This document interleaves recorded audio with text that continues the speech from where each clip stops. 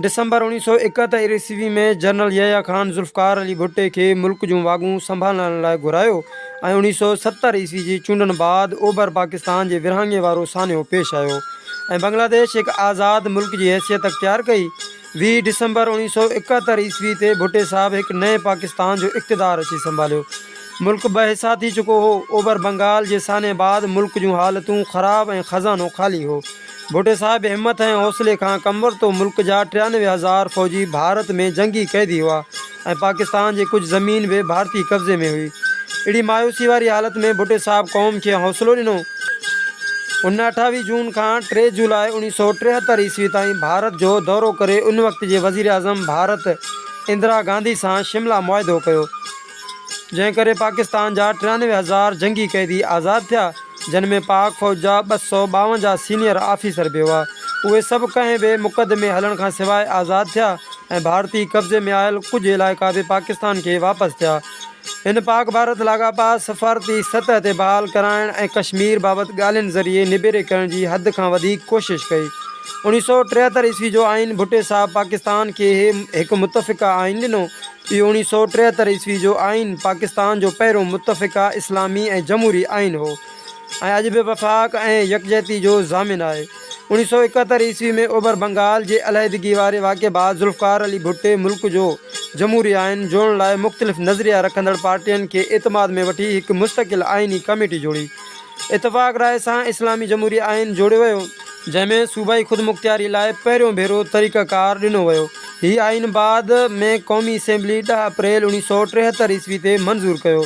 1973 ईस्वी वारे आइन हेठि ई हुन 14 अगस्त 1973 ईस्वी ते हिकु ख़ुदमुख़्तियार वज़ीर आज़म तौरु हलफ़ कयो। पंहिंजे दौरे हुकूमत में ज़ुल्फ़िकार अली भुट्टे केतिरा कामयाब क़दम खया। हिन पाकिस्तान खे एटमी ताक़त फ़राहम कई। 1973 ईस्वी जो जमहूरी ऐं पार्लियामानी आइन ॾिनो। केतिरा निजी इदारा ऐं बैंकूं क़ौमी तहवील में वरितियूं। मुल्क जी वॾी फ़ौलादी कारखाने पाकिस्तान स्टील मिल जो बुनियादु रखियो। इस्लामी मुल्कनि जी सरबराही कॉन्फ्रेंस कोठाई इस्लामी सरबराह कॉन्फ्रेंस 22 खां 24 फरवरी 1974 ईस्वी ताईं मुनक़द थी, जंहिंमें दुनिया जे मुस्लिम मुल्कनि जा सभई सरबराह भुट्टे साहब जी दावत ते आया। नतीजे में मुस्लिम मुल्कनि विच में भाईचारो वधीक मज़बूत थियो ऐं उन मौक़े ते केतिरा ई अहम फ़ैसिला कया विया। ज़ुल्फ़िकार अली भुट्टे पाकिस्तान खे एटमिक न्यूक्लियर प्रोग्राम ॾियण में भरपूर किरदारु अदा कयो, जंहिं करे खेसि न्यूक्लियर प्रोग्राम जो बानी सॾियो वञे थो। जॾहिं मई 1974 ईस्वी में भारत पारां न्यूक्लियर तजुर्बो कयो वियो त ज़ुल्फ़िकार अली भुट्टे पाकिस्तान जे वज़ीर आज़म जी हैसियत सां उन अमल ते ॻणती जो इज़हार कंदे फ़ौरी तौर ते हिकु प्रेस कॉन्फ्रेंस कराई। ऐलान कयो त असीं गाह खाइण लाइ बि तयारु रहंदासीं, पर पंहिंजे मुल्क लाइ एटम बम ज़रूरु ठाहींदासीं। हिन सम्झो पिए त समूरी दिफ़ाई सलाहियतुनि बावजूदि जेकॾहिं आलमी सतह ते पाकिस्तान खे एटमी कैंप जो हिसो न बणायो वियो त मुल्क जो वजूद ख़तरे में पइजी सघे थो। उन सिलसिले में 20 जनवरी 1972 ईस्वी ते ज़ुल्फ़िकार अली भुट्टे न्यूक्लियर प्रोग्राम जो बुनियादु विझण लाइ मुल्तान में हिकु वॾी कॉन्फ्रेंस कराई, जंहिंमें 283 साइंसदाननि शिरकत कई। सलाह मशवरनि बाद भुट्टे साहब सभिनी खे मुतवजा कंदे चयो त ॾिसो, असीं हिकु एटम बम ठाहिण जा ख़्वाहिशमंद आहियूं। छा अवां मूंखे उहो तयारु करे ॾींदा ऐं केतिरे वक़्त में ॾींदा? उन ते साइंसदाननि 5 सालनि में तयारु करण जो वाइदो कयो। उन ते ज़ुल्फ़िकार अली भुट्टे मुल्कंदे हथ जूं 3 आङुरियूं ॾेखारींदे चयो, 3 साल आउं चाहियां थो त 3 सालनि में तयारु थिए। उहो ॿुधी साइंसदान ख़ामोश थी विया, पर हिकु न्यूक्लियर कीमादान एसे भट्ट क़ौमी जज़्बे सां जवाबु ॾिनो त हा, छो न, 3 सालनि में तयारु थी सघे थो। उन ते भुट्टे साहब संदसि जज़्बे जी तारीफ़ कई। अहिड़ी रीति 1972 ईस्वी जे पछाड़ी में कराची न्यूक्लियर पावर प्लांट जो इफ़्तिताह भुट्टे साहब जे हथां थियो। पंहिंजी सदारत वारे दौर में हिन पाकिस्तान एटॉमिक एनर्जी कमीशन जे क़याम में मुख्य किरदारु अदा कयो।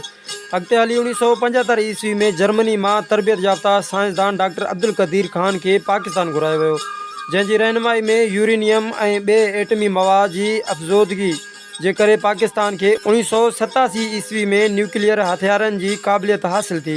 ज़ुल्फ़िकार अली भुट्टो बेपनाह सलाहियतुनि जो मालिक हो। हिन पंहिंजी अमली ज़िंदगी ऐं सलाहियतुनि खे अवाम जी ख़िदमत ऐं मफ़ादनि लाइ कमु आंदो। हिन मुल्क जे केतिरनि ई अहम सनअतनि खे क़ौमी तहवील में वरितो, कम्यूनिटी लेबर पॉलिसी मुतारिफ़ कराई, मज़दूरनि ऐं पोरियतुनि जो मुआवज़ो वधायो, ज़रई सुधारा आंदा, ग़रीब हारियुनि में ज़मीनूं विरायूं, मज़दूरनि ऐं मिसकिननि खे घर फ़राहम कया ऐं अटे लटे ऐं अझे वारो नारो आम कयो। जंहिं करे हू ग़रीबनि जो मक़बूल तरीन लीडर बणिजी वियो। भुट्टे साहब जूं पॉलिसियूं ऐं इनक़लाबी सोच किन वॾियुनि ताक़तनि खां बर्दाश्त न थी ऐं उन्हनि हिन ग़ैर मामूली अॻुवाण खे रस्ते तां हटाइण लाइ साज़िशूं कयूं।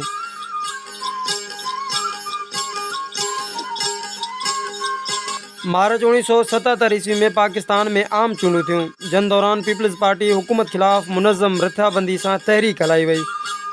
नतीजे तौरु 5 जुलाई 1977 ईस्वी ते जनरल ज़ियाउल हक़ पीपल्स पार्टी जी हुकूमत खे बरतरफ़ करे मुल्क में मार्शल लॉ मढ़े छॾी।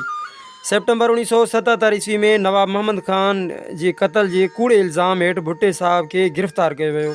18 मार्च 1978 ईस्वी ते हाई कोर्ट खेसि मौत जी सज़ा जो हुकुम ॿुधायो। सुप्रीम कोर्ट में अपील विधी वई। 6 फरवरी 1979 ईस्वी ते सुप्रीम कोर्ट फ़ैसिलो ॾिनो। 7 मां 3 जजनि खेसि बाइज़त बरी करणु, जॾहिं त 3 जजनि मौत जी सज़ा ॾियण जी मंज़ूरी ॾिनी, जंहिंमें चीफ जस्टिस पिणु मौत जी सज़ा मंज़ूर कई। दुनिया जे केतिरनि ई मुल्की सरबराहनि, दानिश्वरनि ऐं अवाम तरफ़ां जनरल ज़ियाउल हक़ खे भुट्टे साहब जे जान बख़्शी लाइ अपीलूं कयूं हुयूं, पर जनरल ज़ियाउल हक़ कंहिं जी न ॿुधी ऐं 4 अप्रैल 1979 ईस्वी ते रावलपिंडी डिस्ट्रिक्ट जेल में तारा मसीह तां फाही जी सज़ा ते अमल दरामद करायो वियो, जंहिं बाद संदसि मढ़ खे लाड़काणे वेझो अबाणे ॻोठ गढ़ी खुदाबश में मिटी माउ हवाले कयो। उहो दौरु पीपल्स पार्टी जे अॻुवाणनि ऐं भुट्टे ख़ानदान लाइ निहायत आज़माइश वारो दौरु हो। भुट्टो ख़ानदान ऐं संदसि हामियुनि खे क़ैद ऐं कोड़नि जी सज़ाऊं ॾिनियूं वयूं। आमरनि हिकु भुट्टे खे त बदिले जे बाह में शिकार करे दफ़न कयो, पर भुट्टे जे फ़िकिर ऐं मोहबत खां मुल्क जे अवाम खे बाज़ रखी न सघिया। मुल्क जी अक्सरियत संदसि न्याणी मोहतरमा बेनज़ीर भुट्टो जी क़यादत में हिकु भेरो ॿीहर 1988 ईस्वी में पीपल्स पार्टी जी हुकूमत क़ाइमु कई, पर आमिरनि मोहतरमा खां इक़्तिदार हिकु भेरो ॿीहर खसे वरितो।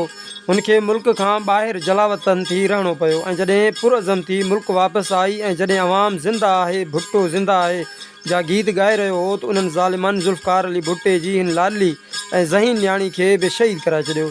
अॼु ताईं पाकिस्तान जो अवाम ज़ुल्फ़कार अली भुट्टे ऐं संदसि न्याणी जे उन अज़ीम क़ुर्बानी खे विसारे न सघियो आहे।